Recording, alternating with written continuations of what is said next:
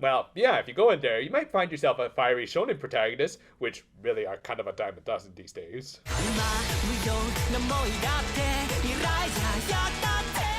We opened this one right where we left off from last week, with the Kai mutating into an appropriate season finale boss. Though yeah, this was also going to be like the final episode of this season, which I personally didn't realize until just a few days ago, but more on that later. For now, much of this episode was going to be a prolonged action scene with, rather appropriately, the Kai seeming to hog most of the animation budget. This led to some very impressive environmental effects, with more fires in it than even that one anime with it in the title. Though this did unfortunately leave our heroines with a little less to work with. That does become a little more apparent when you realize that the animators mostly just had to move them around on their brooms. Still, I think they look good enough, especially against the impressive environmental effects, as it really did get across the danger they were in. I especially love how this thing could produce creepy grabby hands wherever it wanted to really get across how much control it had over the field. With so many dangers and obstacles in their way, Kana and Akane need to act quick to save themselves.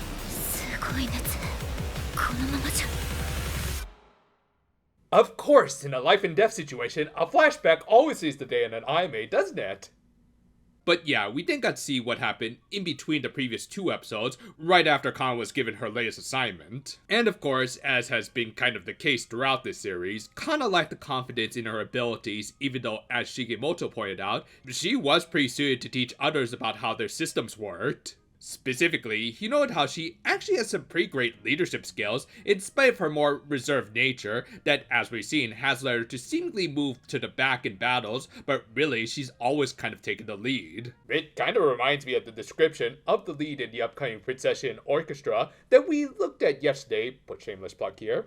But yeah, it was a good scene as it really highlighted how much of a positive impact that this main character has had on her team, which is always something that any superhero show should strive for. Granted, you could end up pushing that idea a little too hard at times.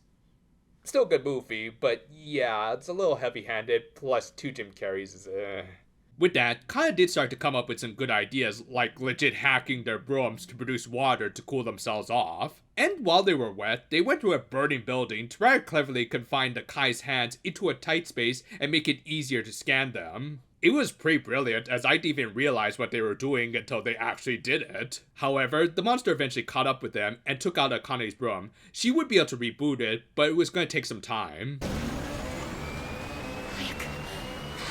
Come on, OS 11, you still at least got a half a year in you!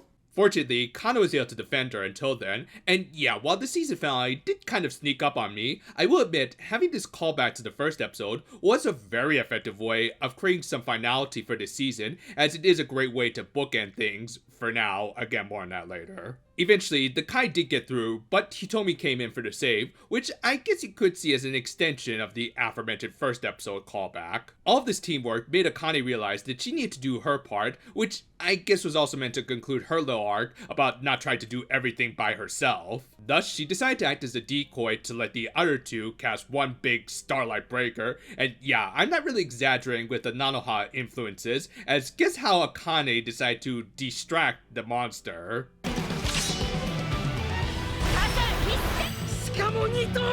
Y'all are a bunch of weebs.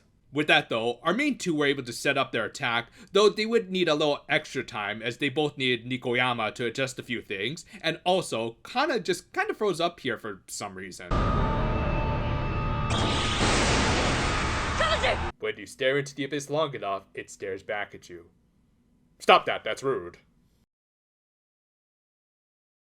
In the end, it eventually did all work out, with easily one of the most impressive shots in this whole show, and a nice cheesy moment where all three girls came together to seal away the Kai, which I'm not even sure is really a thing with their technology, but whatever. With that, our 9 to 5 heroines went their separate ways, and we even got a nice moment where Hitomi praised her partner after she didn't quite pick up on it during the battle. Just already! The next day, Kana and Akane took on some relatively easier assignments, at least easy enough that they could just use their chill ending theme over a montage of them. Granted, the return of the orange soda monster looked like it should have been a little more dangerous. Y'all know you're just giving material to the Jojishi artist, right? Can I reserve 2, by the way? And even had some time to cheer up some random kids because this market does need a little more competition, really. But yeah, the collab eventually came to an end with the 2 representatives managing to say goodbye on really good terms, which Hitomi took note of. 取られた感じ? Hey, subtitler, she didn't say proud parent there, so let's not try to sink any ships just yet. But yeah, with that, the story arc ended with some really good visual storytelling of Kana just looking at her shadow and reflecting on what sort of impact she had had on others and how much more she could do in her future endeavors, like maybe with season 2. Though, before this season officially ended, we did get one more post-credit scene with the very rare instance of Shikimoto actually putting on a suit and also saying farewell to a photo of someone who was either Iris Field trying to emulate their daughter or Matcha Sulfur. And we ended with a meeting between all of the major magical girl companies that we had seen over the course of the series. That was dramatic. Well, again, I didn't even realize this was going to be the season finale for the show. I also can't say I was in any way disappointed. It did pretty much everything a finale should do by having one last big climactic battle, as well as good callbacks to the beginning of the season, to just give it that sense that everything has kind of come full circle. It was certainly a much better season finale than Aqua Trip, though that's not a high bar to overcome, but still, good stuff.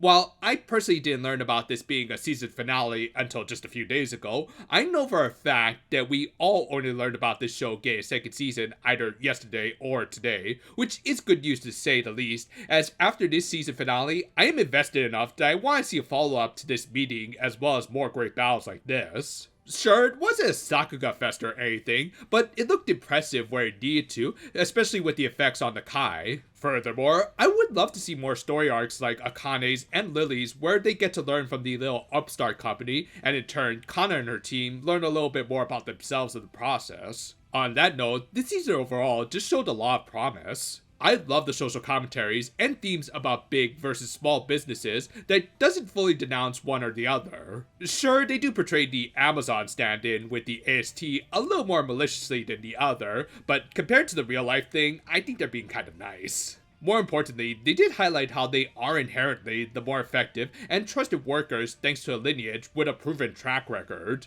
Whatever you want to say about the big companies, you do have to admit that more than not, they do get the job done like they should. And yet, smaller startups like Magilumiere do also deserve attention, if only to encourage expansion of the industry through, of course, more competition and innovative ideas that the big corporations might not even have the time to R&D because they have so much business to deal with. These are all fascinating themes and ideas that might not exactly appeal to the target audience, which is shonen, but based on how the manga is still running, it has attracted at least some people. That probably does include an older audience who might relate to this stuff a little more, i.e. older working otaku like me.